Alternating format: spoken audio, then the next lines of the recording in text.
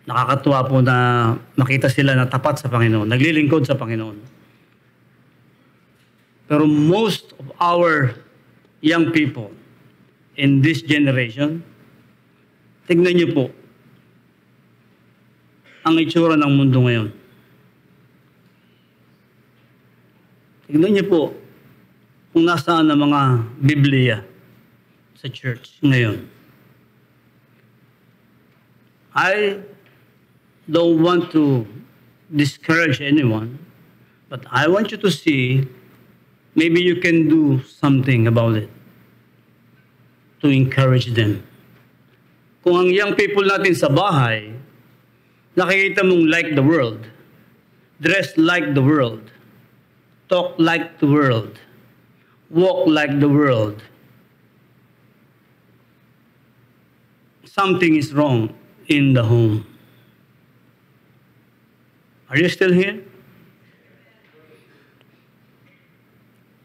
Kung hindi mo nagugustuhan ito at inahayaan mo, baka hindi siya mapasama sa calling ng Panginoon.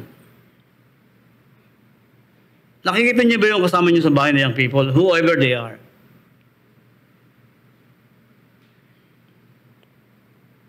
Sa amin pong church ay young people din po, siyempre, meron tayong kirot sa puso. Hindi mo perfecto lahat eh. Do you agree with me? Hindi perfecto lahat ng young people natin sa church ay nakikita mong lahat tapat. Pero ang hinahanap ng Panginoon, siyempre yung tapat. Amen? Ang hanapin ng Panginoon, yung tapat na lingkod ng Panginoon. Kaya po, yun lamang po yung ating makakontribute sa gawain ng Panginoon. To teach them and mold them in the admonition of God. Okay.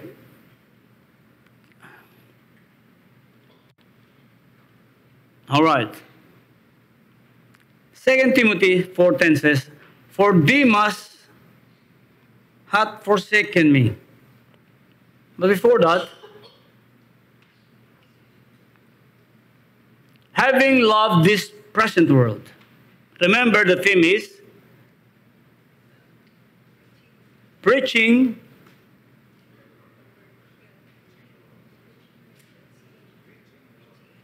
reaching the world and preaching the word together.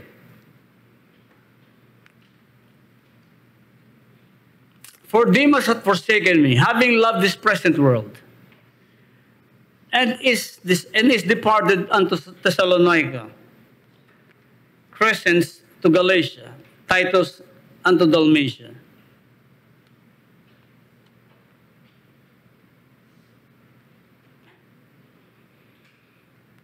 Ito isang masakit na verse na nakita ko habang tinignan ko po yung mensahe na aking ginagawa. The one of the 12 called Judas Iscariot, went unto the chief priests and said unto them, "What will ye give him? What will ye give me? And I will deliver him unto you." Anong mapapakinabang ko? Anong ibibigay mo sa akin kung ipagkakanulo ko siya sa inyo? And they covenanted with him for 30 pieces of silver. And from the time he sought opportunity to betray him, naganap siya ng paraan para ipagkanulo yung Panginoong Diyos. Naghahanap siya ng paraan, exerting his effort to find something that he will be betrayed of him. Kung ano yung paraan ko para siya ay ma-deliver doon sa Sinadrin.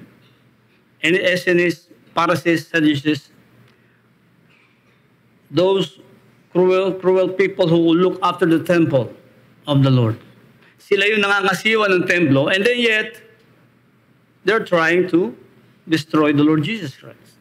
But, ito na nga pong senaryo. And they covenanted with him for 30 pieces of silver. And from the time he sought opportunity to betray him. naging kasama ng Panginoon.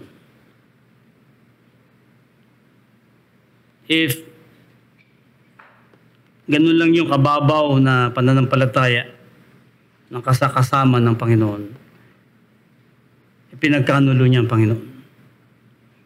Kaya po yung preaching the word and preaching the word together is a noble vision of God. Mismo sa Panginoon at nasa ating pastor ngayon. Kaya po sino sa atin ngayon ang may kirot sa puso, nasasabihin mo sa sarili mo, maybe I am one of them that can help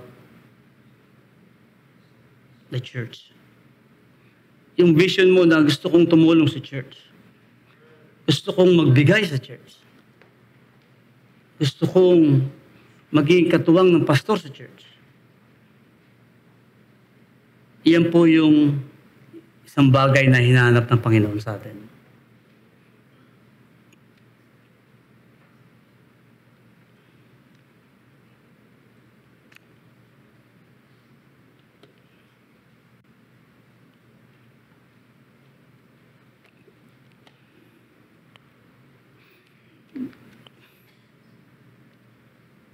Amen.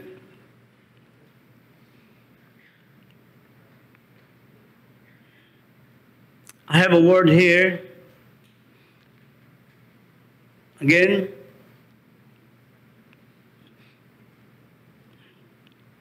In Psalms 12:1 says, "Help, Lord, for the godly man ceaseth, for the faithful fail from among the children of men." Help, Lord, for godly man cease. Panginoon, tulungan niyo ko, ang mga banal na anak mo ay nagsitigil. Ang iyong mga tapat na lingkod fail from among the children of men. I have given them thy word, and the world hath hated them, because they are not of the world, even as I am not of the world. The Lord is not of this world. He don't live like the world. You get me, Christian? The Lord did not live like the world. Anong nasa mundo natin ngayon? Di ba? Ang Panginoon, hindi siya namumuhay ng worldly things sa buhay niya. Hindi siya nabuhay as makamundong buhay. Magsisimba tayo, prepare our hearts and mind before the time, Saturday night, 12 midnight, it's worship time. At as I always said to my church, to our church in Australia, yung cellphone ninyo, at least Saturday midnight, shut down mo na yan. Kasi pagdating mo sa church, hindi ka 100%. Bakit? Kasi sinayang mo yung oras mo. Na dapat nagpahinga ka na, hindi ka nagpahinga. At madaling araw na nakikipag-text ka pa rin, that is worship service. I always challenge our church in Australia. I don't want to serve our God, worship our God with our cell phones as our Bible. Bring your Bible. The precious Word of God. Kahit na walang kuryente, may Bible ka. And walang battery yan. Needed battery to read the Bible. Kaya yung world na sinasabi dito, the dilemma is, where can we find that faithful man to overcome these things? Simple. Where can we find him? You go to Almasa Bible Baptist Church, you can find some. But not all, you can find some. Remember when Abraham bargained to the Lord with the Lord? Lord, if there is 50 people, there are 50 people around, faithful people, would you still destroy Sodom and Gomorrah? No. Alang-alang sa 50. Umalis na si Abraham. Bumalik ulit. Baka walang 50. Kung 45, Lord, tapat na 45, alang-alang sa kanila, hindi ko gugunawin. Alanganin pa rin si Abraham. Sabat, dapat sinabi ko 40 na lang. Kung 40, Lord, alang-alang sa 40, hindi ko gugunawin ng Sodom at Gomorrah. Umalis na si Abraham. Sabi niya, Panginoon, nahihiya na po akong bumalik sa iyo. Baka walang 40. Kung 10 na lang, Lord. Ala-alang sa 10. Hindi ko gugunawin ang Sodom at Gomorrah. And he turned his back permanently. He knows that God will destroy Sodom and Gomorrah because there is no such 10 righteous people in Sodom and Gomorrah. I was there at Sodom and Gomorrah. Yung place na yun, napuntahan ko po. That belongs to the property they claim together by Israel and Jordan. In between of them is the Red Sea, the Dead Sea.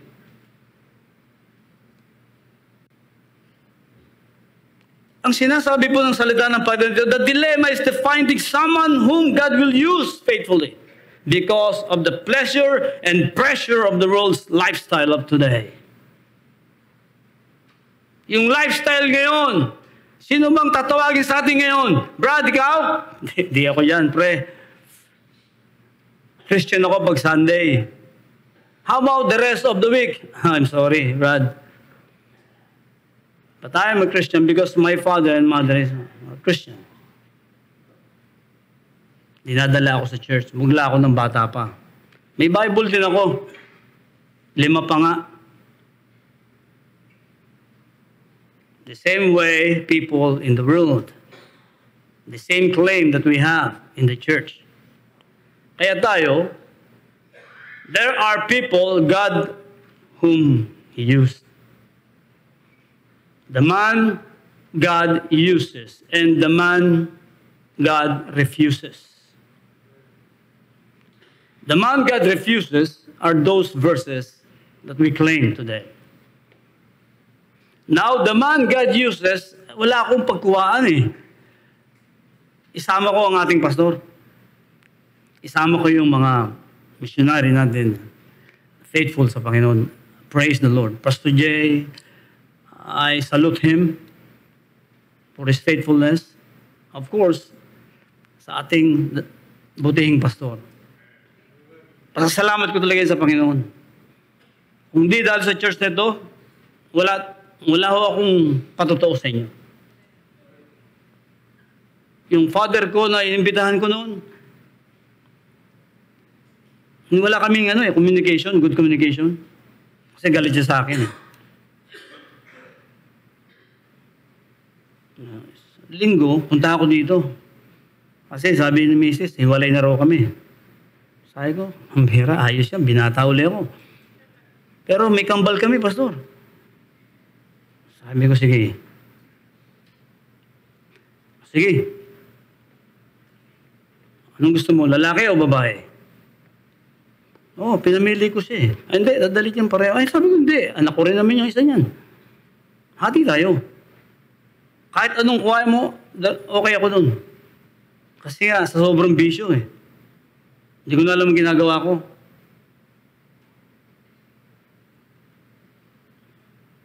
Sabi ko, okay yan.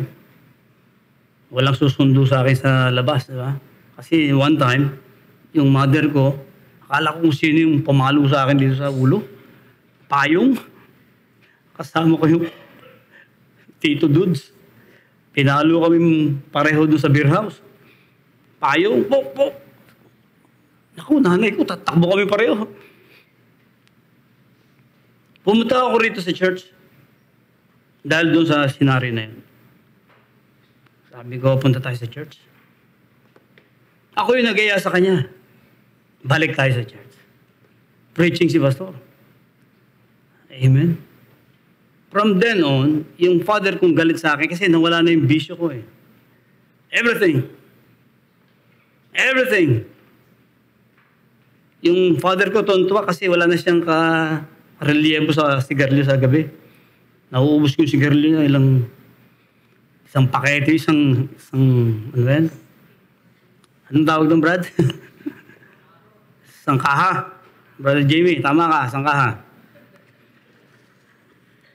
Sabi ko inimbitahan ko, pastor, sama ka sa akin sa church.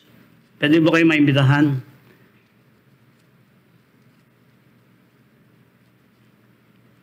Hindi siya nagsalita. Kasi nga galit sa akin. Pero siguro nung nakaraang linggo, nakita ko siya nagbibihis. Linggo kasi sa Kristan eh. Ang tagal niya sa Kristan to sa Katoliko eh. Sa 5 bones, ang tagal niya sa Kristan dyan. Sabi ko, pwede ba kita imbitahan? The following week, nagbibihis, saan kayo pupunta? Tay. Sabi niya, di ba iniimbitahan mo ako?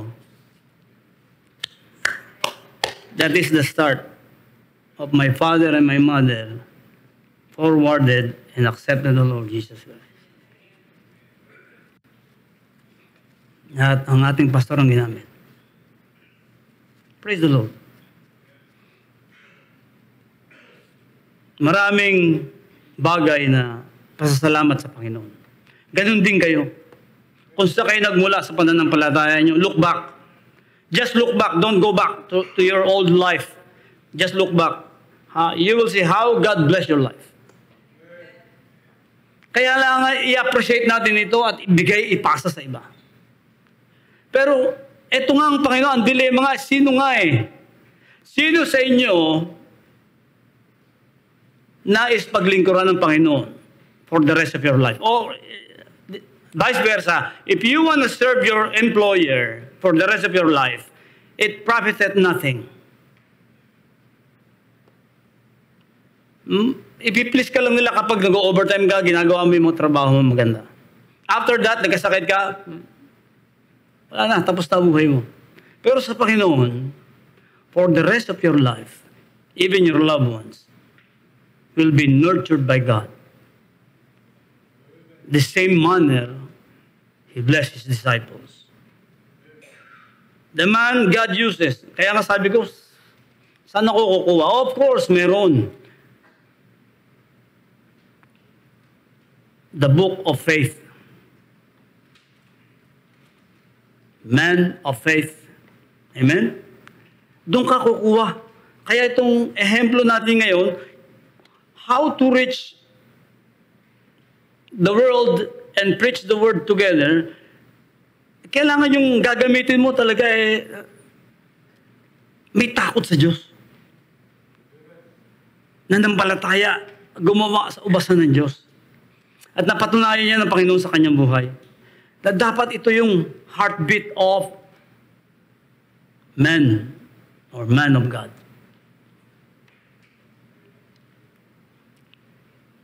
Man with a genuine faith.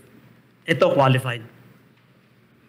By faith, Abel offered unto God a more excellent sacrifice than Cain, by which he obtained witness that he was righteous. God testifying of His gifts. Hindi tao. Ang Diyos ang nagpatotoo sa kanyang handog.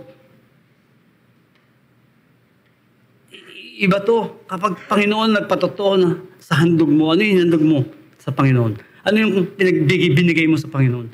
Kapag ang Diyos nagsabi, perfect. Wala nang magsasabing, hindi maganda yan. Yung buhay mo ay handog mo sa Panginoon, perfect. By it, he being dead, yet nangungusap pa rin. Patay na siya Nangungusap pa rin yung kanyang ginawa sa Panginoon sa paghahandog, sa pagbibigay. While si Abel ay tapat, yung kanyang kapatid na si Cain ay hindi tapat sa Panginoon. Abel knew the value of the proper offering to God, flawlessly, wholeheartedly. Samantalang si Cain, kung ano lang yung maisip niyang ihandog sa Panginoon, yun na yun. You know what? Without shedding of the blood of the Lamb, there is no remission of sin. Ito yung proper worship, proper offering ng Panginoon. Abel's legacy was inspiration between God and man, in reverence and in worship. Paano mo inahanda ang sarili mo sa pagsamba? Paggalang sa pagsamba. Second, the man God uses, Ezekiel. Why Ezekiel? Ezekiel, God told Ezekiel that his wife would die. And he was not to grieve for her. Huwag kang iiyak. And Ezekiel obeyed fully. These unusual events were intended as symbolic act of picture God's relationship to his people he loved. If ever Ezekiel grieved, he will hamper God's perfect timing to do his will on time. Huwag kang manangis kasi madidelay ang message. So pag namatay ang asawa mo, huwag kang umiyak. Now, the message is this. The Son of Man, behold, I take away from thee the desire of thine eyes with a stroke. Yet neither shalt thou mourn nor weep, neither shall thy tears run down. Forbear to cry, make no mourning for the dead. Bind the tire of thine head upon thee, and put on thy shoes upon thy feet. And cover not thy lips, and eat not the bread of men. So, in verse 17 and 18.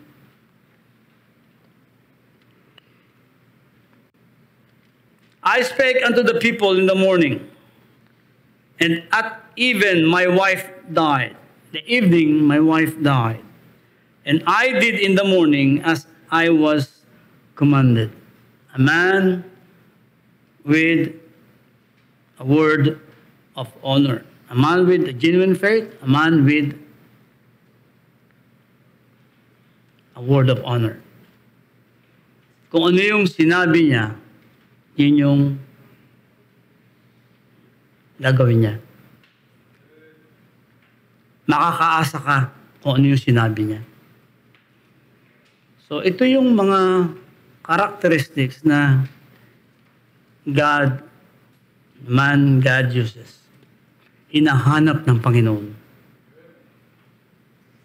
Yung may isang salita, word of honor. Hindi po ba? Hinahanap ng Panginoon yung ganitong klaseng Kristiyano na magiging katuwang niya sa gawain ng Panginoon.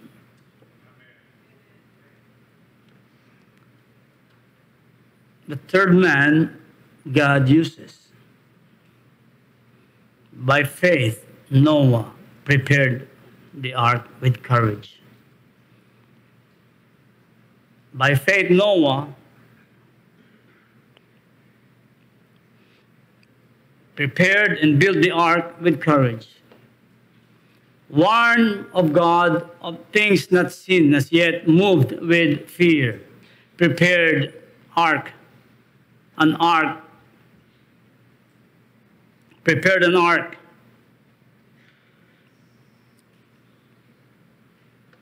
To the saving of his house. Nakakatuwa pong isipin ng mga klase ng ganitong tao na I don't know if they still exist. Pero wala akong kukuhaan na babatayan natin, kundi po ang salita ng Panginoon. Kaya po itong mga taong ito ay kung meron man dito na at least glimpse of their faith, baka sabihin natin, okay, you are qualified. Because God is looking for you. What is the vision?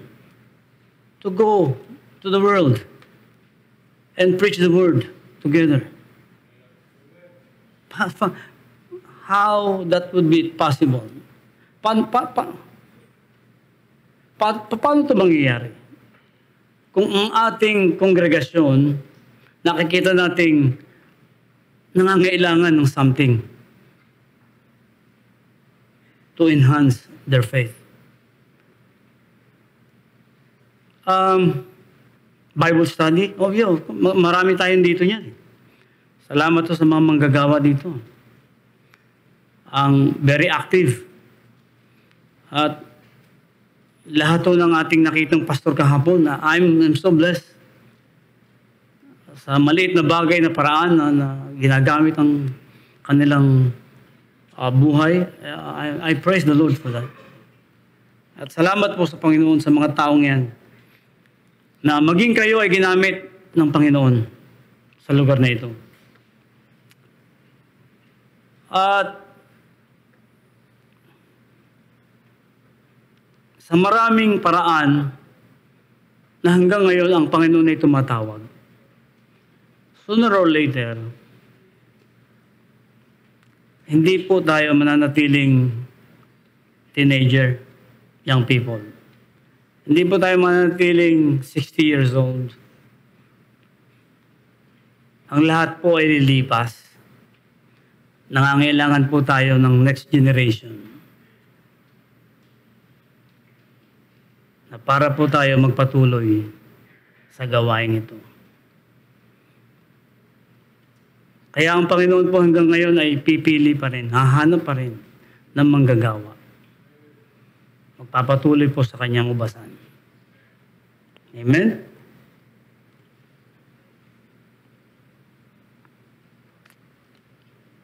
The skeptics refused the message of salvation for centuries.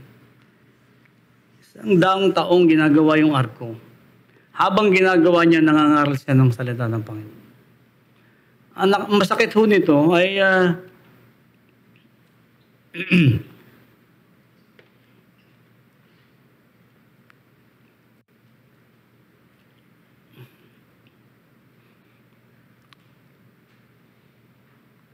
the animals of that time were more intelligent than people of Noah's day. Mga animal sumunod, pumasok sa arko. Pero yung tao, hindi tinanggap yung mensahe. Hindi po mga kapatid, nakita nyo? Mas marunong pa yung mga hayop kaysa sa tao. Christian Kirk was assassinated the other day. Apologist, evangelist, defender of faith, Christian faith, was shot in Utah.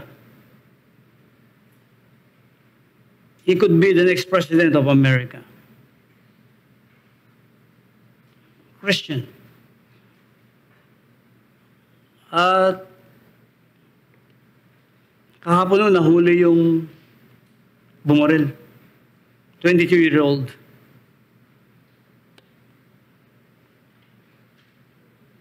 Ang ganda ng kanyang buhay.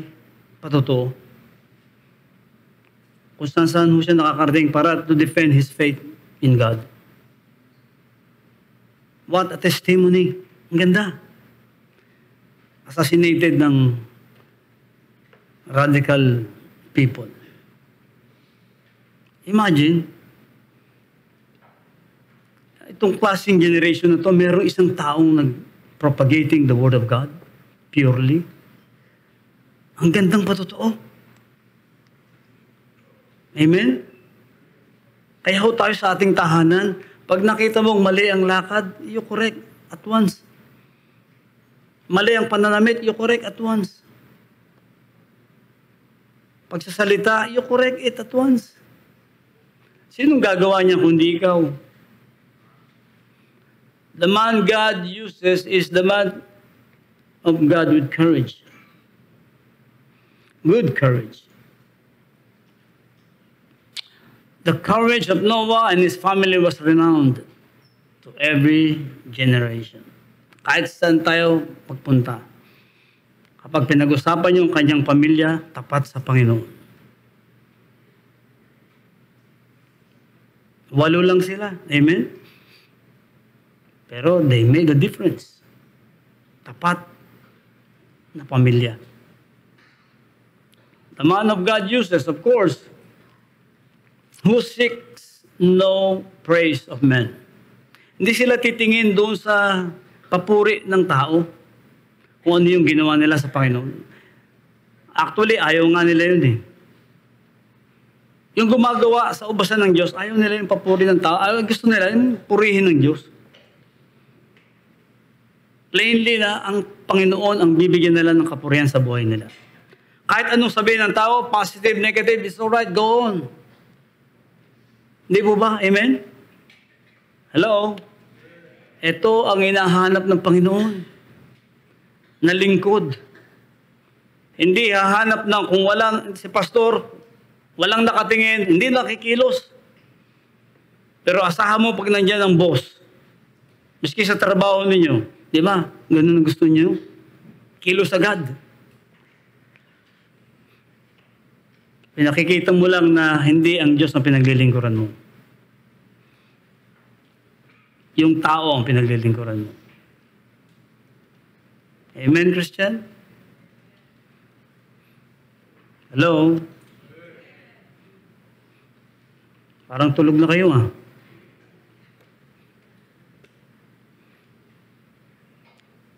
The man who seeks no praise of men, and being fully persuaded. Sorry po sa aking presentation kasi mukhang malabo yata. Kasi yun doon sa amin, maliit lang naman yung church namin, kaya yung malaki namin TV, malapit na. Pwede na.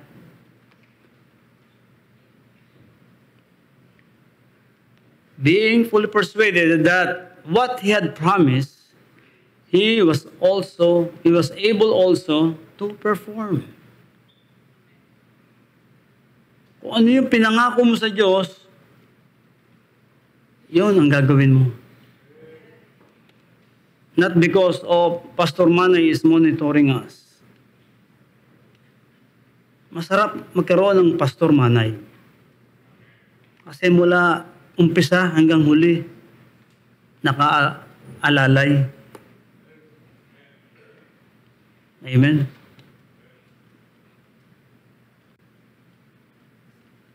Kaya gusto ko siya laging nandun sa Australia. Naiiwan ko, di ba? Pwedeng iwan yung gawain. Ako naman dito. Bakasyon. Pero hindi namin ginawa yun. Sabay kami nagbabakasyon.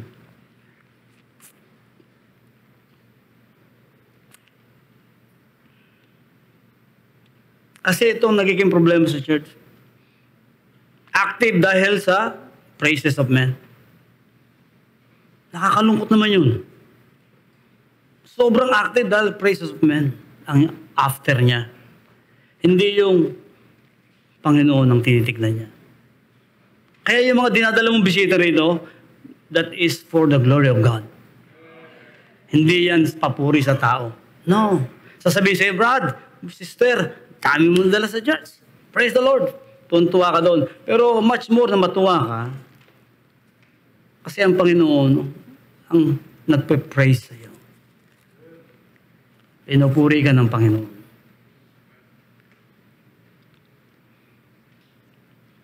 He was admired and become the image of many religions for his faith and obedience to our God. Yan po si Abraham. Kaya mo bang ibigay yung hinihingi ng Panginoon kay Abraham? Your children to be offered to God. Dapat talaga i-offer mo sa Panginoon ang mga anak natin. Huwag mong hayaan na ganyan siya. Kasi ngayon ang generation, ganyan eh. Bakit? Kasi ganyan sa school. Ganyan yung kanyang classmates. Pagtatawan lang siya kung ganyan ang dress niya. You know what? Mas maganda yung pagtawanan ka ng mundo kaysa pagtawanan ka ng Diyos. Hello? Amen? Natulog ka na ka sa kongregasyon, wala ka pang ginawa sa gawain ng Diyos. Tapos sabi mo, Lord, here I am, Lord. Praise you. Glory to your name. Anong pangalan niya? Sige, pakitignan mo nga. Peter. Wala akong pangalan mo rito eh. Pambira ka naman. Sandali. Yan. Baka naman, wala akong talagang pangalan mo dito eh. Kulang pa ako. Sige, eto. Ganito gawin natin. Bumaba muna kayo doon. I-check nyo muna doon. Baka sakali. Kung wala doon, saka natin hanapin ulit dito. Pagdating niya roon, winelcome siya. Welcome! This is your home. Si Satanas na yun nag-welcome sa kanya. Kasi wala talaga yung pangalan niya sa aklat ng buhay. Akala niya lang talaga, baptist siya, na ligtas. Marami namang baptist talaga, hindi ligtas eh. Diba? Kasi praises of men ang hinahanap. Iba yung pupurihin ka ng Diyos dahil sa katapatan mo. Sa pagbibigay mo ng buhay mo sa Panginoon. Kasi kapag binigay mo ng buhay mo sa Panginoon, pati yung anin ng bulsa mo, kasama. Kasama lahat yun. Amen? Kasi may Kristiyano, hindi kasama bulsa. Pero grabing magpuri. Grabing manalangin, ang haba. Ang haba. May awa pa rin naman ng Diyos. Mayroon pa rin paraan para siya magbago. The way you will preach to his heart, to her heart, will make a difference. He left his comfort zone, went out, not knowing where he was going, but pursued God's divine plan in his life. Ang hirap nito. Andun na yung mahal mo sa buhay. Lahat nandun doon. Kamag-anak, yung business, andun doon. Establish ka na ron, stable lang pamilya, lahat, anong kailangan, andun doon na. Pero tinawag siya ng Panginoon. You go. Saan ako pupunta, Panginoon? I will tell you. Pero walang specific na lugar. Sinusubukan siya ng Panginoon. May pinagagawa sa iyo ang Panginoon na hindi mo alam. Mahirap sa lugar na yon. Parang mahirap magbahagi ng salita sa lugar na yon. At yan ang pamantayan mo. From there, you are destroying God's foundation of His business in your life. Sinira mo agad yung pundasyon. Kaya siya humayo. He left his comfort zone. Praise the Lord for this man of faith. He became the father of many nations. Ito yung pangako ng Panginoon sa kanya. Hanggang ngayon, Jewish, Muslim people, Christian, they claim that their foundation of their faith is Abraham.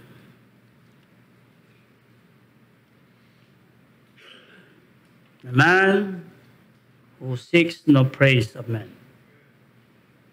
The man God uses, kakilala natin ito. A man who pursues no personal interest or personal gain. A man who pursues no personal gain. By faith, Moses chose to suffer affliction than to enjoy the pleasure of sin. He was next in line to the throne of Pharaoh. Imagine mo yun, ikaw yung magiging hari.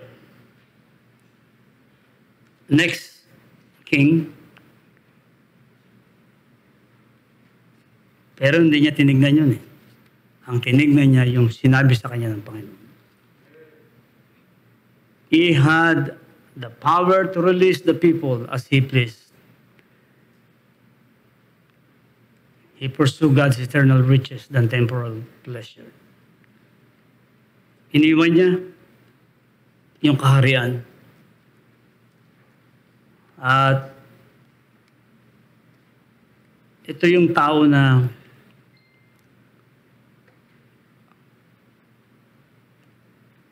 pinursi niya yung kalooban ng Diyos sa buhay niya. He pursued no personal gain. Hindi madali ang humayo, pero hinahanap ka pa rin ng Panginoon ngayon. Ini-encourage ka pa rin ng Panginoon ngayon. Young people, kayo yung next generation na maglo-look after ng ating church.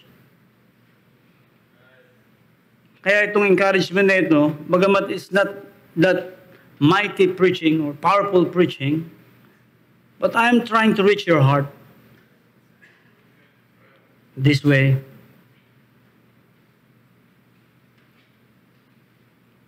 Trying to communicate with you. Hindi man yung binomba ko yung pulpito at para marinig mo yung salita ng Diyos. The last one is the man God uses.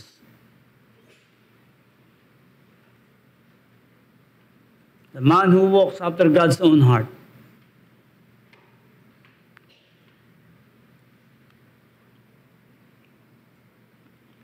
That is the last man that we are chasing right now. When he had removed him, Saul, he raised up unto them David to be their king, to whom also he gave their testimony, and said, I have found David, the son of Jesse, a man after mine own heart, which shall fulfill all my will. Ito po ang key verse natin ngayon. Tignan niyo po anong nangyari. Of this man's seed, hath God according to his promise raised what? Raised unto Israel a Savior.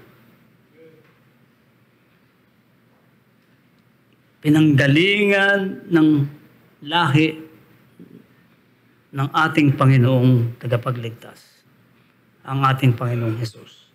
Kung wala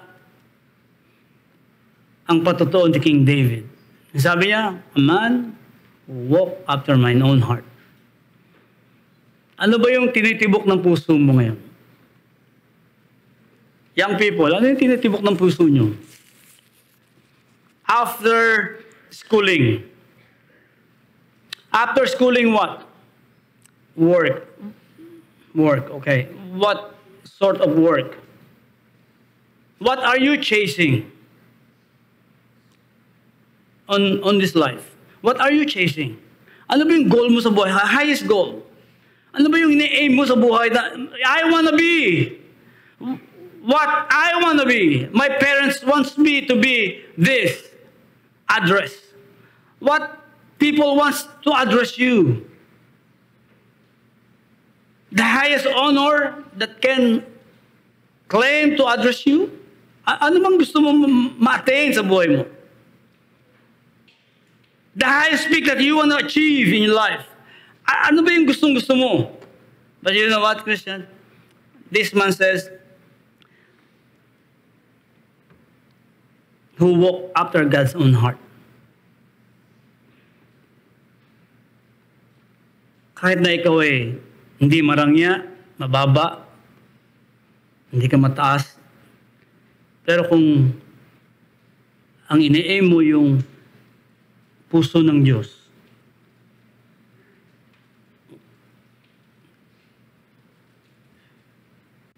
it conquers all. It conquers all. Hindi mo na hangarin yung sabihin, etc. or ano man yung address mo ang gustong sa'yo. Sa Panginoon, kung ginawa mo yung kalooban ng Diyos, hindi siya maghahanap kasi ng tao na mayaman at marangya, pero hindi naman magbabahagi ng salita ng Panginoon. Although may mga tao na marangya, mataas ang posisyon, pero yet binabahagi ang salita ng Panginoon. Mamimili lang naman tayo eh. Kung sang level ka, paggamit tayo sa Panginoon. That is the conclusion. Ano yung natapos mo? Praise the Lord. Pero kung ano yung kalooban ng Diyos sa'yo, then therefore, gawin mo. Is it important until this generation will preach the gospel of Christ? Answer me. Importante ba na ibahagi ang salita ng Panginoon sa mga lost loved ones? Amen. Sa loved ones, okay tayo doon. Pero yung I will go out and preach, that is out of my calendar or vocabulary to achieve. Kaya doon tayo nagkakaroon ng dilema. Why? Because of the pleasure and pressure of this world's lifestyle. Amen, Christian? Purihin po ang Panginoon. Yan lang po yung aking iiwang mensahe. We are still praying for the new generation to go up. Get out there.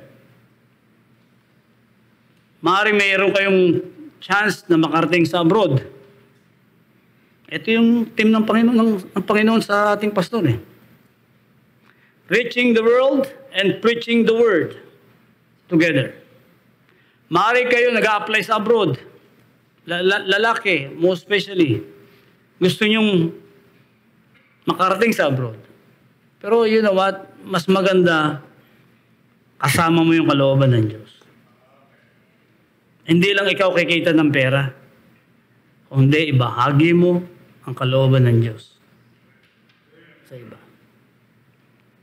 Tayo po itatayo at mananalangin.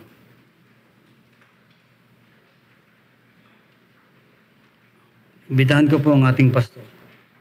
Pastor Mac.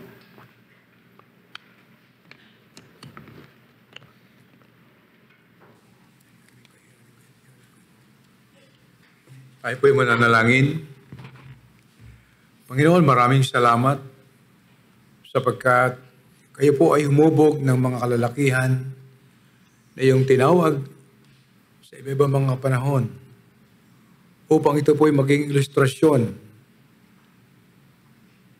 ng aming katapatan at pagdilingkod sa iyo. Salamat po sa mga dakilang lalaking iyon, Diyos ko. Mula sa ordinaryong buhay, hindi mga kilalang tao, ngunit sa kalang karasan sa pananampalataya ay naging kilala mula sa maliliit hanggang sa pinakadakilang tao. Ang kalang kasaysayan, Panginoon, ay humubog sa kasaysayan po ng pananampalataya hanggang sa aming panahon. Nawa po, O Diyos, kami po din naman, Panginoon, sa aming panahon, ay matuklasan mo pong tapat na naglilingkod po sa iyo. Merong likas na pananampalataya. Meron pong pananalig na dalisay. Hindi hanap ang papuri ng tao. Hindi layunin, Diyos, ang personal na karangyaan. Kundi po, Panginoon, kami lalakad ayon po sa iyong kalooban. Marami pong salamat sa mga ilustrasyon ng mga dakilang lingkod mo mula sa banal na kasulatan, sa lumang tipan hanggang sa bagong tipan. At nawa po, Diyos, sa bawat isa po sa amin ngayong umaga, ito po ay maging salamina ng buhay namin, sa aming pagkilos, sa aming pagdilingkod, sa aming pong pananampalataya. Hindi man namin, Diyos ko, lubos na matularan ang mga lingkod mo, Panginoon. Nawa po sa aming buhay na ito ay meron pong kayong isang bagay na makita sa amin upang kami po ay makapaglingkod ng tama. At hamunin mo, Diyos, ang bawat isa sa amin mula sa mga kabataan at sa mga magulang, Panginoon, na sa aming pong buhay ay maaari mo rin kaming magamit, Panginoon, at magbigay ng aming patotoo para po sa iyong karangalan at kaluwalhatian. Maraming salamat kay Pastor Vic sa gawain po sa Australia at sa gawain po doon kasama ang kanyang pamilya at ang mga kapatiran. Muli po, Diyos, sabay po ang kapurihan at ang karangalan sapagkat ang lahat pong ito ay aming dalangin sa banal na pangalan ng aming Panginoong Hesukristo. And all God's people will say, Amen.